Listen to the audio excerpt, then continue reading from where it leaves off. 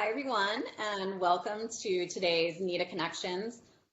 Today, I am extra excited to welcome Sondra Kronberg. Sondra is a seasoned nutrition therapist and a leader in the eating disorders field. You and I go back, 20 plus Maybe years, more. Sondra. Maybe more. We don't Maybe have to more. tell anybody that. 2 decades and counting or something.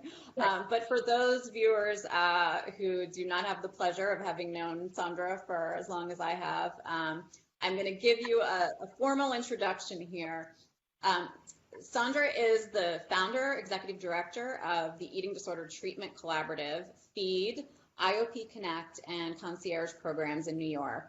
She is also a NEDA founder and an IADEP certification for course facilitator and certified supervisor. Sondra is also the author of the Comprehensive Learning Teaching Handout Series Manual for Eating Disorders and a contributing author to Eating Disorders in Special Populations. Sondra has been the recipient of numerous awards, including the NEDA Excellence in Practice Award, IADEP Certified Eating Disorder Specialist Award, and NEDA's First Legacy Award. And Sondra's work is really about helping patients learn to care for themselves, physically, nutritionally, emotionally, behaviorally, while also finding value in their uniqueness, which is certainly something all of us at NEDA can get behind.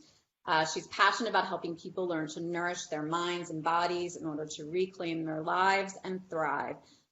So thrilled to have you here today, Sondra. Always a pleasure to talk to you. And today we're going to be speaking specifically about a new series that you've launched in light of all of the stresses that our community is facing during this pandemic. And also just reflect a bit on where we are as a field and where we're headed as a field. So thank you so much for being here today. It's great to be here with you in this new format of being, and it's good to see you, and I'm happy to contribute and support the community. Thank you so much. Well, I'm going to start off because you have been in the field for many years, and certainly there have been a lot of changes, and the field has evolved a lot. Can you tell us a bit about how you got started and where you see the field evolving, So particularly in this moment? Yeah. When I think back, when I started in the field, I'm not so sure there was a field, or the field was sort of blooming, right? I was a nutritionist who started seeing patients in a private practice, and I thought, oh, I went to nutrition school and I can help people eat a certain way and I can help them lose weight. And lo and behold, when I actually got in the room, there was so much more to eating than just following a plan. And I slowly got the understanding that people could know what to do, but couldn't go through with it. And there was something else going on emotionally and physically and behaviorally. And so I had to seek out knowledge and information. I sought out groups of therapists who said they were treating eating disorders. And as a young, growing community on Long Island, I started a support group for me to get the knowledge that I needed and to then begin to teach others. And that very early became the Eating Disorder Council of Long Island, which soon became, when NEDA was formed, a chapter of NEDA. And that began the story of NEDA. I think in the years that I've been doing this, there went from very little awareness about what eating disorders were to a wealth of awareness about the presence of eating disorders and the different kinds of eating disorders and what an eating disorder was, which none of that was available to me even when I started my practice.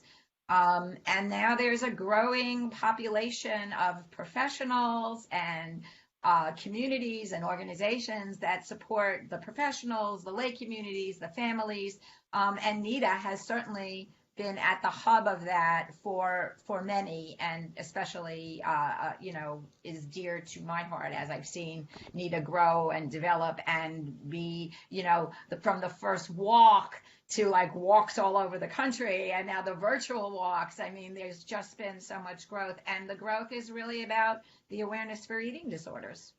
Yeah. Thank you. I think that's a really, a great overview of your entry point into the field, and also just how the field has changed. And you mentioned NEDA's virtual walks, and obviously at this moment in time, our community is facing a lot of challenges. This is a tough time for everyone.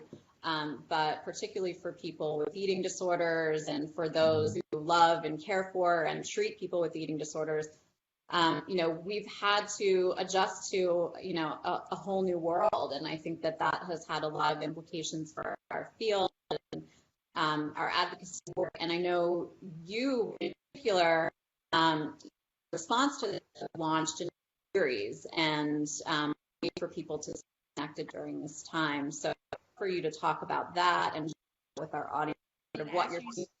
Yeah. As you're saying, this is a particularly difficult time for everybody. It's sort of like forced change. And for those of us that struggle with eating disorders, and for those of us that treat people with eating disorders and family members, change and uncertainty are sort of underlying pieces in the development of an eating disorder. And so we continue to, so being thrown into a even more uncertain with no end, I found that at the very beginning of this, there were lots of things coming online for professionals. This is how you treat somebody with an eating disorder that's in COVID. This is what you do, to do a Zoom lesson. There was lots going on for professionals, and I found my patients had very, very little support. And having run support groups throughout the years, in-person support groups, I thought there's no support groups for the patients. And I thought of an idea that I could do that would bring support to the clients if I only learned how to do the Zoom. And so I got some people to teach me about the Zoom.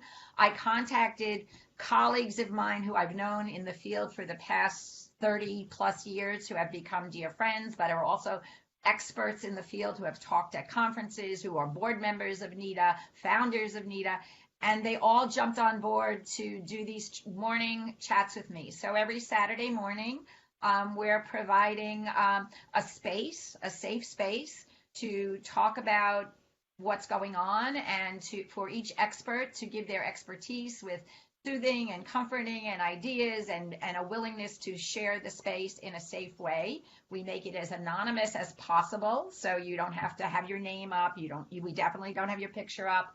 And you can sit there and listen, or you can put something into the chat and communicate with us, and we can try and answer your questions.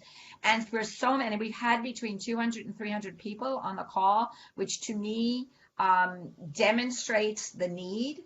And people are very grateful that there's somebody out there, that they don't feel alone, and that we're in this together. And I think that really demonstrates that. We've had Jenny Schaefer on, and Carolyn Costin. Next week we have Margot Main, who's a founder and board member of NEDA. I have the whole tribe coming on, and we're booked until November. So Eileen Fishman is coming in. And we've even made some Sunday dates so that we could service the Orthodox community. I'm thrilled with the work. I'm thrilled with it. So in a way, this has been very creative. And plus, I've learned a real lot about doing Zoom and all the Instagram and everything that's going on that I didn't want anything to do with in my other life. Hey, we've all had to adapt, so...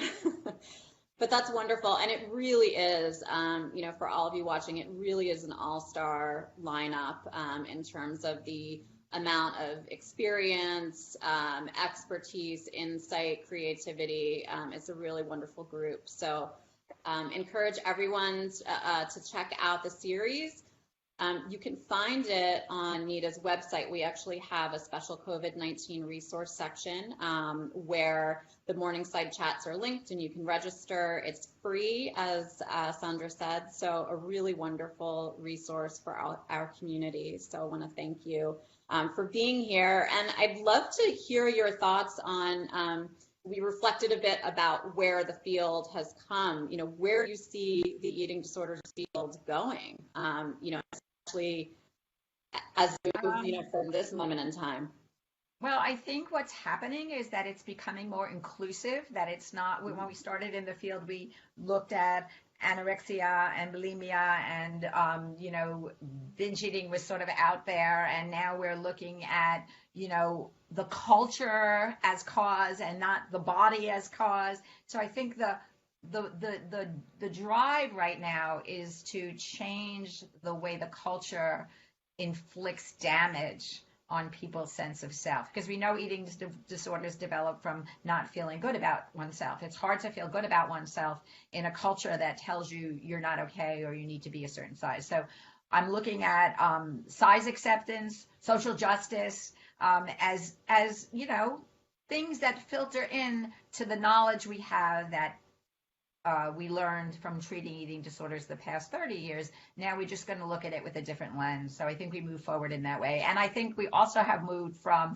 the fact that it was just a psychological disorder to the fact that there are so many genetic predispositions that make one vulnerable to developing an eating disorder. And the cultural message makes that even worse. So it's a bad combination of things that come together, a confluence that makes one vulnerable, that has risks to developing an eating disorder. We know so much more about that now, and now we just have to catch up with the treatment and the education and the culture that doesn't propagate this. Yeah. Well, a lot of work ahead, but certainly a very hopeful viewpoint, and one that I can get on board with. So thank you very much, Sondra, for being here, and for all the work you do for our community. We are incredibly grateful for leaders like you who are there for those who need them.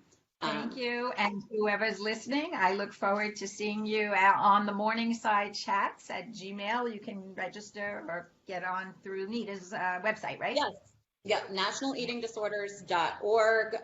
Click on our COVID-19 resources, and we've got the link right there. And also want to mention that if you want to connect with Sondra, she can be reached at eatingdisordertreatmentspecialist.com. Thank you again, Sondra, for being here, and we will see you all for the next NEDA Connections.